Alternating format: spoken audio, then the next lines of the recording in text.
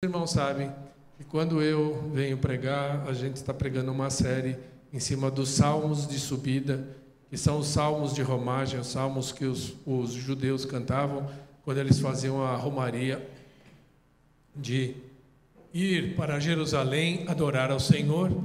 Então eles são chamados salmos de subida porque o Senhor tinha falado para eles irem adorar em Jerusalém nas 3 festas, que eram Páscoa, Pentecostes e a festa das primícias. Então eles subiam de todos os lugares de Jerusalém e eles iam adorar o Senhor no templo.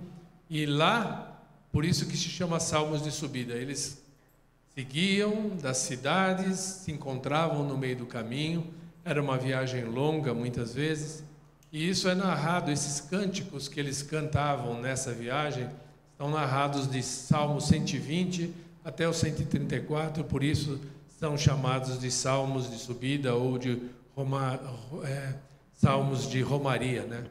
E a gente já falou sobre o Salmo 120, Salmo 121, que era o Salmo 120 é o Salmo do arrependimento, né? Da conversão, de quem saiu do seu ambiente, de quem deixou as mentiras e as brigas para trás, que são ilustradas no Salmo pelas cidades de Meseque e Quedar, e começa e decide começar uma jornada, um caminho para Deus.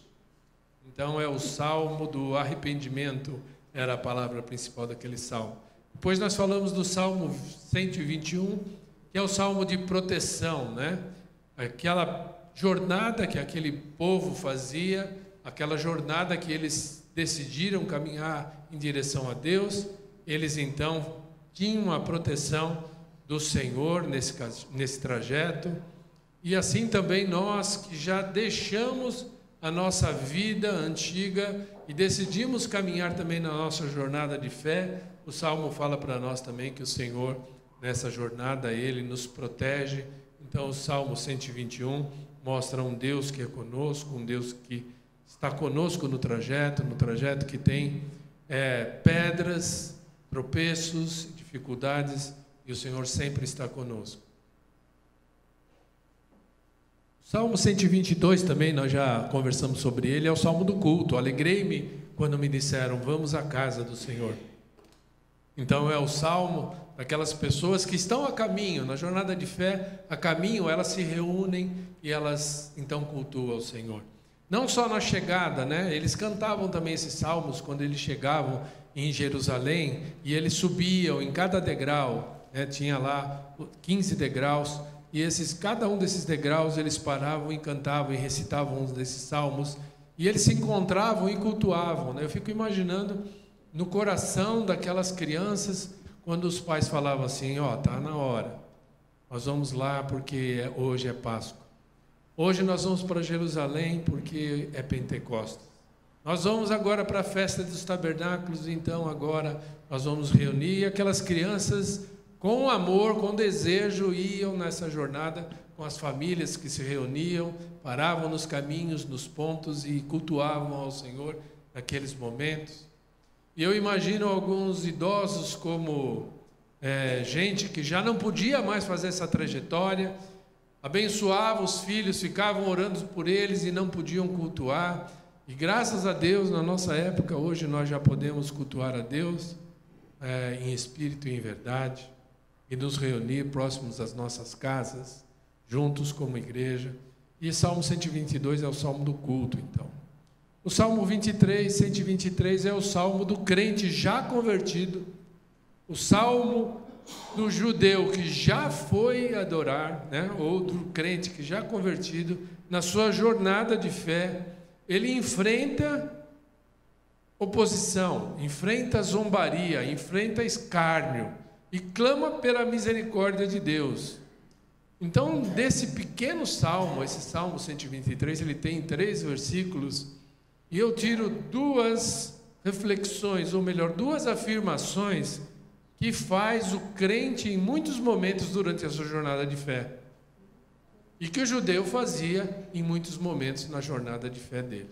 Então nós vamos ler o Salmo 123. Ele está projetado aí. Quem quiser ler na sua Bíblia, que senão acompanhe comigo. Salmo 123 diz o seguinte: A ti que habitas nos céus, eleva os olhos. Como os olhos dos servos estão fitos nas mãos de seus senhores, como os olhos da serva na mão da sua senhora, assim os nossos olhos estão fitos no Senhor, nosso Deus, até que se compadeça de nós. Tem misericórdia de nós, Senhor, tem misericórdia, pois estamos sobremodo fartos de desprezo. A nossa alma está saturada de escárnio dos que estão à sua vontade e do desprezo dos soberbos.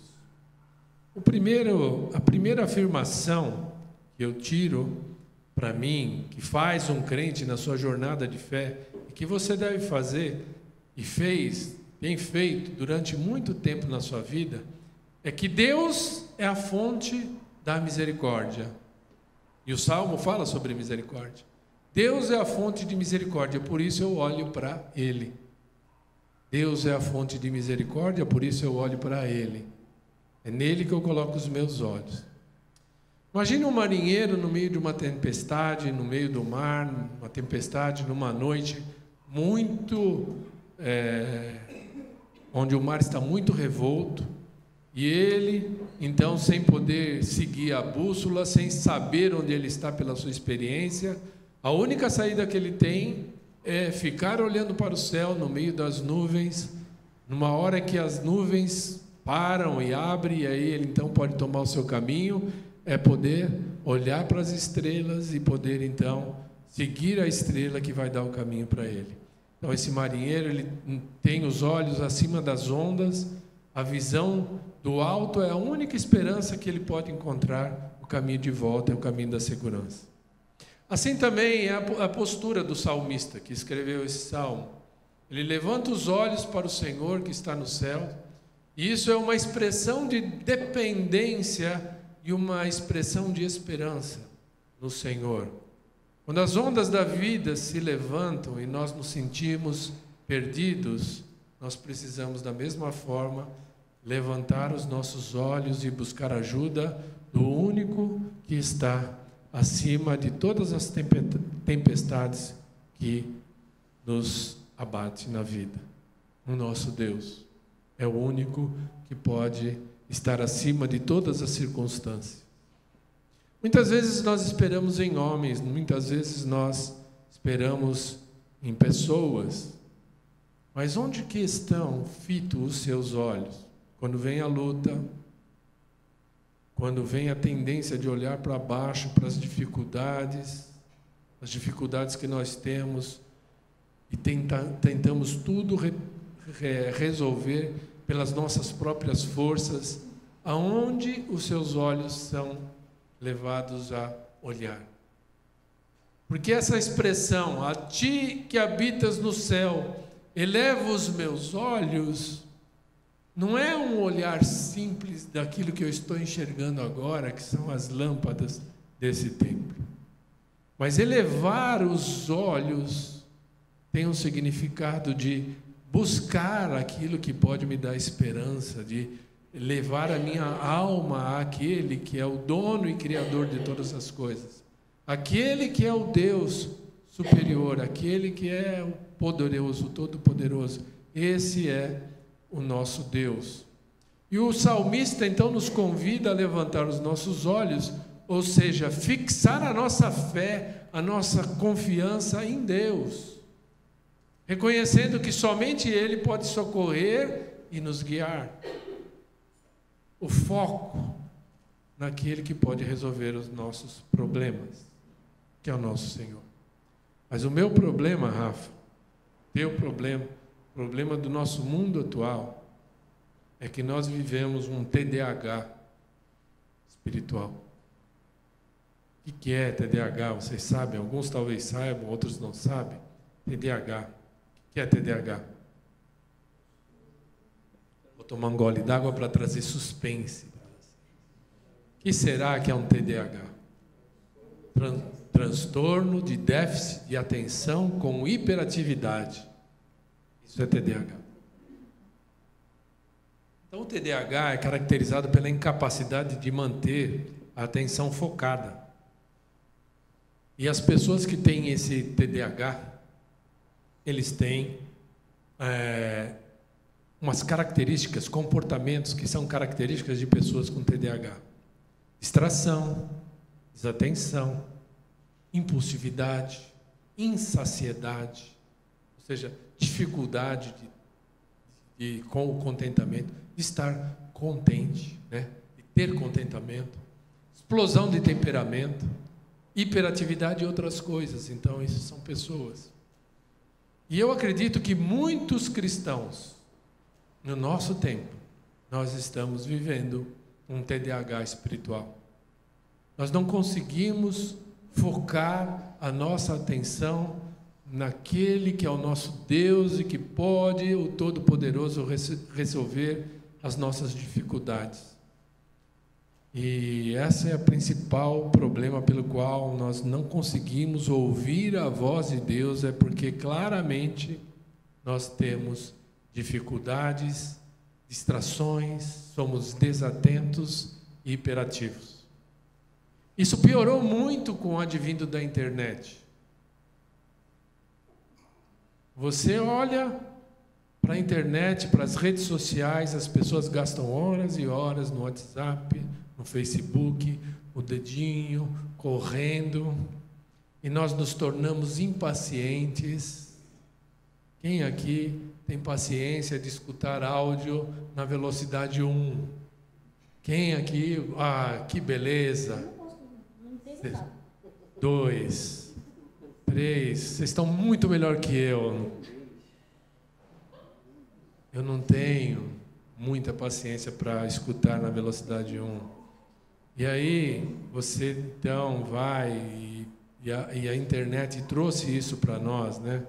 Trouxe esse aspecto de nos trazer essa coisa de muita rapidez, está tudo na mão, e a gente não tem muita paciência de escutar uma pregação. Eu lembro que quando começou as pregações na internet, a gente parava e escutava ela até o fim. Hoje, 10 minutos, 15 minutos já é muito.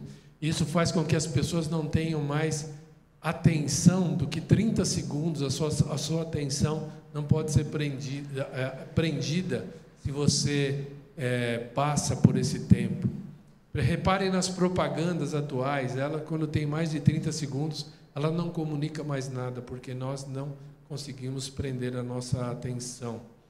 E a gente passa muito tempo, e o e-mail, e mensagens, e a comunicação escrita em tempo real, e a vida nossa tem sido um sufoco de informação e de necessidade de resposta, né?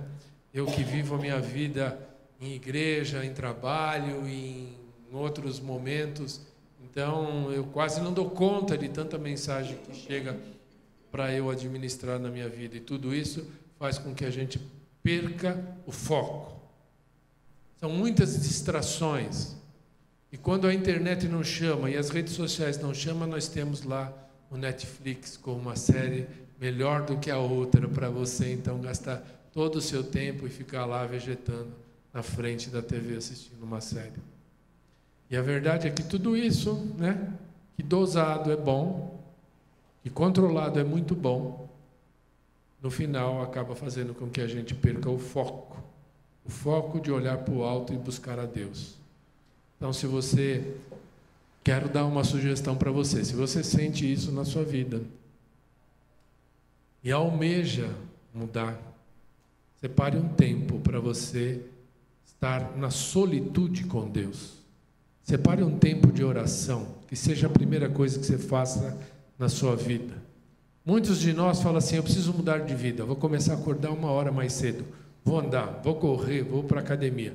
Tudo muito bom. Acorda 1h30 mais cedo e busque ao Senhor. Eleva os seus olhos da sua alma ao Senhor que pode resolver todos as suas ansiedades e cuidar de você.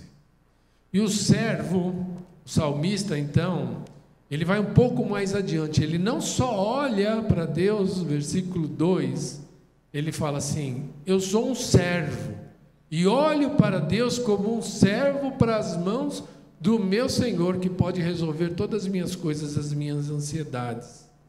Ele olha e espera ansiosamente por um gesto de misericórdia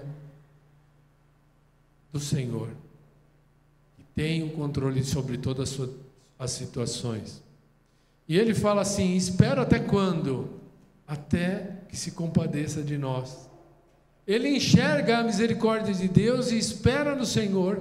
Quanto? Até que o Senhor se compadeça de nós, até que Ele então responda o nosso clamor, até que Ele tenha misericórdia. Porque às vezes, irmãos, nós não temos paciência de esperar as coisas que nós buscamos em Deus. O mundo nosso é tudo tão rápido, tão busca de ansiedade, tem que tudo se resolver agora, como se fosse um perfeito download. Você faz um download, o programa está tudo pronto. E muitas vezes nós não esperamos e não percebemos que há um tempo correto de Deus nos responder. E Deus tem o seu tempo certo para responder. Ele sabe o que é melhor para cada um de nós. Ele espera que muitas vezes nós venhamos ter, além da nossa confiança colocada nele, também a paciência, que a nossa cultura contemporânea já perdeu. Cada vez mais a gente se percebe impaciente com as coisas e com tudo. Esperar no Senhor como um servo significa colocar toda a nossa vida e as nossas necessidades diante dele, como um servo que aguarda a provisão do seu Senhor. E confiar que o tempo de Deus é melhor do que o meu tempo. É melhor do que o seu tempo. Como está a sua espera em Deus, meu irmão? Como está a sua espera em Deus? Está baseada na confiança e na paciência, ou no desespero e na ansiedade? Em vez de nos entregarmos à ansiedade ou na busca incessante de alternativas, devemos aprender a esperar no Senhor. Muitas vezes nos cansamos facilmente da espera, mas o salmista nos ensina a perseverar e esperar. A segunda coisa que o crente afirma, então a primeira é: Deus é a fonte de misericórdia, e por isso eu olho para Ele como quem espera que Ele vai responder, olho para Ele como um servo que espera pelo Senhor, né? O servo não tem outro lugar a não ser um escravo, a esperar que o seu Senhor, com a sua boa mão, lhe dê alguma coisa, lhe dê aquilo que ele almeja, lhe dê uma liberdade, lhe dê uma solução. Ele não tem aonde buscar, e o salmista está dizendo: eu sou como um servo. E a minha esperança, eu sou como uma serva, a minha esperança está na mão do Senhor, ou está na mão da minha serva. Mas Deus é a fonte de misericórdia, e por isso eu olho para Ele e clamo por misericórdia, e a Ele, só a Ele pode me socorrer. Então ele continua: tem misericórdia de nós, versículo 3, Senhor, tem misericórdia, pois estamos sobremodo farto de desprezo. A nossa alma está saturada do escárnio dos que estão à sua vontade e do desprezo dos soberbos. O salmista clama por misericórdia. E é um clamor que, quando você percebe na palavra de Deus, e principalmente no Velho Testamento, a repetição, é porque eles querem dar ênfase àquilo que está acontecendo. Tem misericórdia de nós, Senhor, tem misericórdia. Ou seja, tem misericórdia, nós precisamos, nós almejamos. É um clamor, não é um pedido, não é uma oração por um pedido, mas é um clamor. O salmista está dizendo: não estou mais aguentando, estou farto de ser desprezado, de ser pisado, de ser injustiçado. Estou farto de viver no meio desse povo que não entende que louvar ao Senhor é o melhor caminho, mas estou farto e cansado de ser pisado, de ser desprezado. E ele clama então. E isso, além de ser um clamor de angústia, um pedido, uma angústia um clamor, é também um clamor, é também um grito de fé. Porque quando você sente que você é desprezado, que você é escarnecido, que você pessoas soberbas olham para você e te colocam lá embaixo, a primeira coisa que você faz é dar um grito de vingança, é dar um grito de reação, é dar um grito de chamar pessoas para estar junto com você contra aquele que está escarnecendo de você. Mas o salmista diz assim: é o Senhor, os meus olhos são elevados ao Senhor. E é um grito de fé. Para nós, o Salmo 123 oferece uma oração em tempos de desprezo e de injustiça. Muito bem. Evidente que eu e você, nós não estamos vivendo numa época onde a gente é perseguido pela nossa fé. Literalmente perseguido.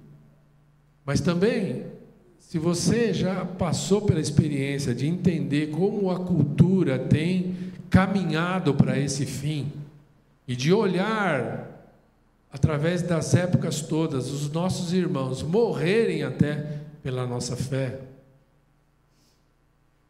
você vai perceber que há sim um desprezo e uma perseguição velada. Eu me lembro que na minha juventude era muito difícil você achar outro crente. Me lembro que eu morava no aeroporto, perto do aeroporto, e congregava aqui na Igreja Batista em Perdizes. Esse trajeto de ônibus levava 1 hora, da minha casa até Perdizes. E eu ia de ônibus, com a minha Bíblia, jovem, converti com 15 anos, devia ter 16, 17 anos. Ainda não dirigia, tinha que ir de ônibus. E quando eu encontrava um irmãozinho da congregação, com a Bíblia debaixo do braço, era uma alegria de ver aquele irmão, um irmão que era tão raro naqueles anos 70, porque nós éramos zombados. Eu fiz uma faculdade de engenharia, eu sei o que eu sofri de escárnio lá. Eu passei por isso. Nós somos, durante muito tempo, hoje é chique ser gospel, mas durante muito tempo nós, evangélicos, nós fomos reputados como ignorantes. Numa faculdade, ainda eu imagino que quem faz faculdade hoje ainda é reputado por ignorante. Porque hoje as pessoas têm lá o agnosticismo como a coisa de ser chique. E nós vivemos com essas coisas na nossa mente, na nossa cabeça, e muitos de nós somos de fato desprezados. Mas não só desprezados, mas também injustiçados. Eu vejo isso na vida da minha esposa, que trabalha num ambiente de educação, totalmente dominado por um antirreligiosismo cristão, né? Porque outras religiões têm livre acesso à educação como se fosse uma cultura, como se fosse algo bonito, onde as crianças poderiam aprender as coisas. Mas ela, né, e a Meire também trabalha em educação, a Meire também vai saber disso, não sei se outras também trabalham, sabem que mal podem falar a respeito da Páscoa cristã. Tudo bem com o ovo, tudo bem com o coelho, mas se falar que foi lá a Páscoa dos judeus, já vão tirar satisfação, porque estão ensinando isso.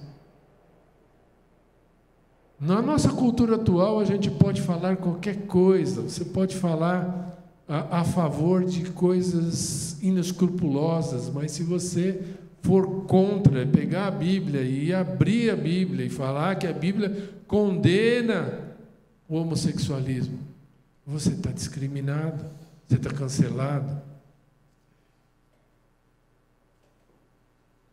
Ou seja, nós sofremos sim discriminação, nós sofremos sim injustiça.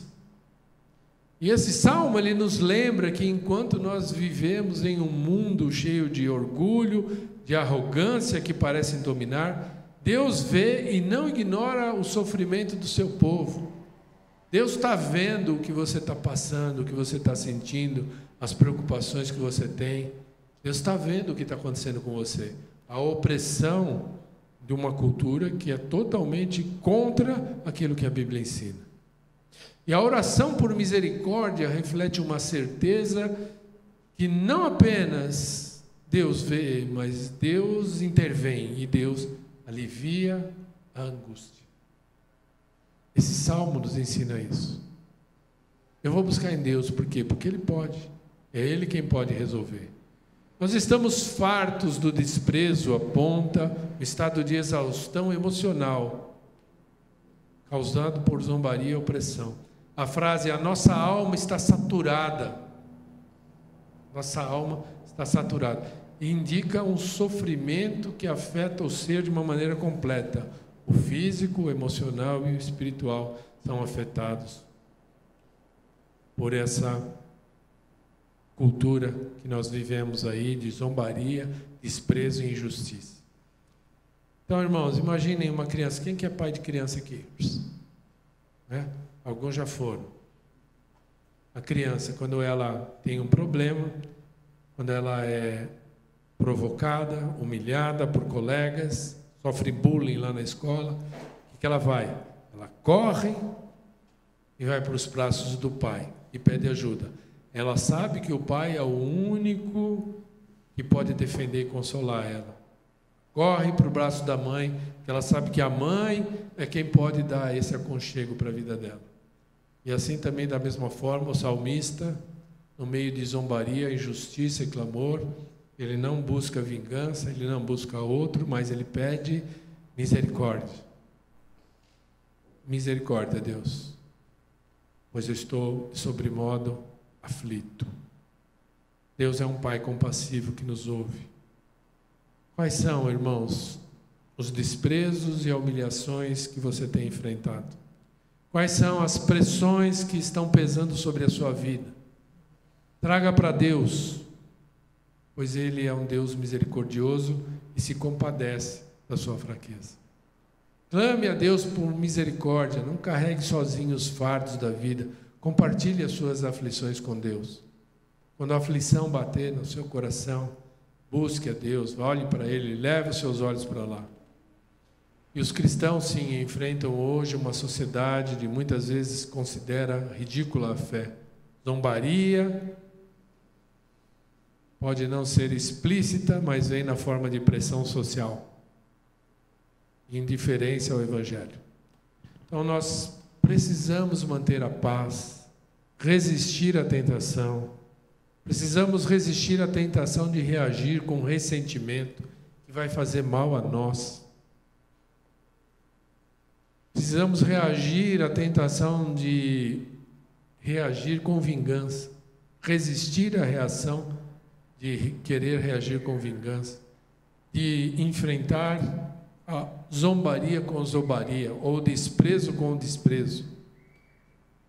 Cancelar pessoas porque desprezam.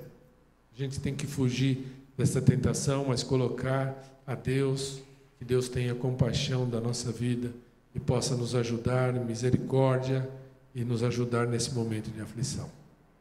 Quais são, então, para terminar, talvez se você dormiu enquanto eu estava pregando, quero deixar 3 lições que eu tirei para mim, do Salmo 123, deixar com os irmãos, e a gente levar essas aplicações para a nossa vida e colocarmos em prática aquilo que eu entendi que o salmista queria nos transmitir com esse Salmo 123. Primeira coisa é que neste mundo, como cristãos, nós estamos sujeitos ao escárnio e ao desprezo. Isso vai acontecer na sua vida. Apesar de você achar que você gostaria de ser amado por todo mundo e ter milhões de likes, se você for um cristão de verdade, muitas vezes você vai ter que enfrentar o escárnio e o desprezo e a zombaria. Segunda coisa que eu tiro para mim, que eu quero deixar com os irmãos do Salmo 123, é que há muitas situações nas quais nós chegamos aos nossos limites. Há muitas situações nas quais nós chegamos aos nossos limites. Talvez você esteja nesse momento, seu limite. E como que você vai perceber isso? Você vai perceber isso no seu corpo. Porque o seu limite emocional já atingiu, ele vai prejudicar o seu corpo. E aí você vai estar doente. E você vai estar muito ansioso, com desejos de depressão. E muitas vezes as situações nas quais chegamos aos nossos limites, e clamar a Deus não deve ser a última coisa que eu e você devemos fazer, mas a primeira. Quando você perceber que você está chegando no limite da sua paciência, quando você perceber que você está chegando no limite das suas forças, quando você perceber que você está chegando no limite do seu desejo de conviver com pessoas, ou mesmo de conviver no meio da igreja, você deve então clamar ao Senhor, pois é a primeira coisa que você pode fazer, que vai dar a solução. E é a única possibilidade saudável de fazer. Não é vingança, não é guardar rancor, não é amargura, porque tudo isso vai piorar a sua saúde emocional. Então essa é a segunda coisa. E por fim, meus irmãos, o nosso clamor por misericórdia a Deus, você pode apagar tudo que eu falei, esquecer, você também que está vendo pela internet, guarda só isso. Eu sei que na sua vida, na minha vida, nós temos muitos momentos onde nós iremos clamar por misericórdia. Deus, tem misericórdia de mim. E talvez essa seja a melhor oração para você fazer, e muitas vezes fazer essa oração. Tem misericórdia de mim. Mas você não pode esquecer que deve levar em conta pelo menos duas. Existem outras passagens bíblicas que Deus nos ensina através da palavra dele sobre a misericórdia. E elas são muito sérias. E elas são muito verdadeiras para a nossa vida. A primeira delas, Sermão da Montanha, Mateus capítulo 5, que diz o seguinte: bem-aventurados os misericordiosos, por quê? Porque alcançarão misericórdia. Meu irmão, clame por misericórdia a Deus, mas me parece que Deus olha para mim e fala: você está clamando por misericórdia, Rafael? Bem-aventurados os misericordiosos, porque eles alcançarão misericórdia. Se eu preciso da misericórdia de Deus, mas eu piso na cabeça do Nilson quando ele erra comigo e não tenho misericórdia, eu acho que Deus vai falar assim: está faltando. E é interessante que Tiago também fala sobre nessa linha, porque ele fala assim: porque o juízo é sem misericórdia para com aquele que não usou de misericórdia, a misericórdia triunfa sobre o juízo. O que Tiago está dizendo é o seguinte: eu posso errar, o Elias pode errar, todos nós podemos errar, e Deus vai ouvir a nossa oração por misericórdia. Senhor, me perdoa, tem misericórdia de mim, eu errei, falhei. E Deus vai então ter misericórdia de mim. Mas se quando o Nilson errou comigo, eu agi com ele sem misericórdia,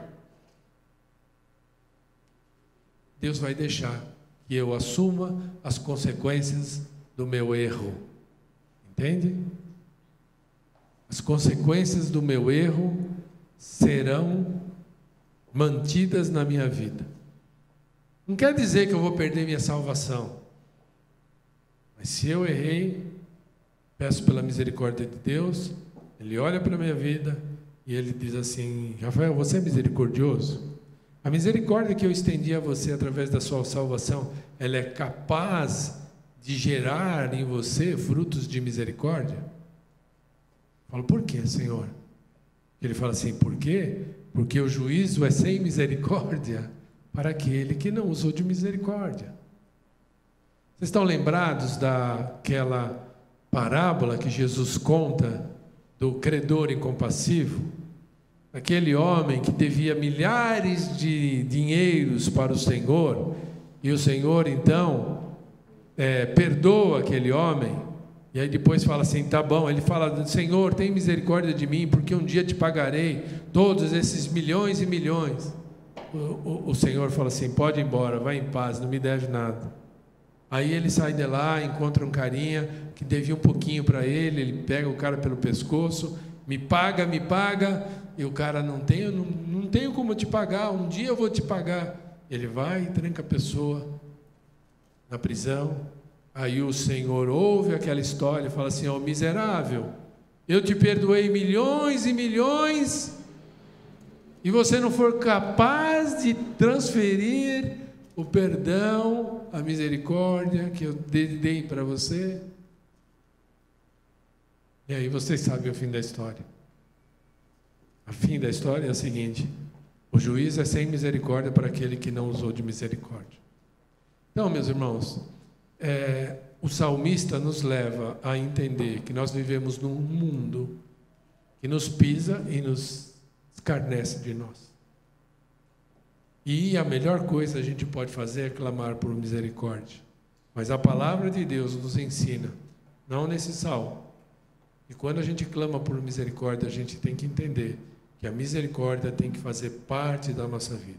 Portanto, quando clamar por misericórdia, lembre-se que Deus deseja também que você demonstre misericórdia e que sua conduta pode ser decisiva para você alcançar ou não misericórdia de Deus. Difícil. Mas Deus nos abençoe e nos ajude. Esses salmos são maravilhosos. Eles vão falando sobre a nossa vida, cada um deles. Fala da nossa conversão, da nossa reunião como crentes. Eles são maravilhosos. Minha sugestão é que você os leia, medite neles e busque ao Senhor. E quando o problema chegar na sua vida, clame por sua misericórdia, pois Deus é misericordioso. Amém? Deus nos abençoe.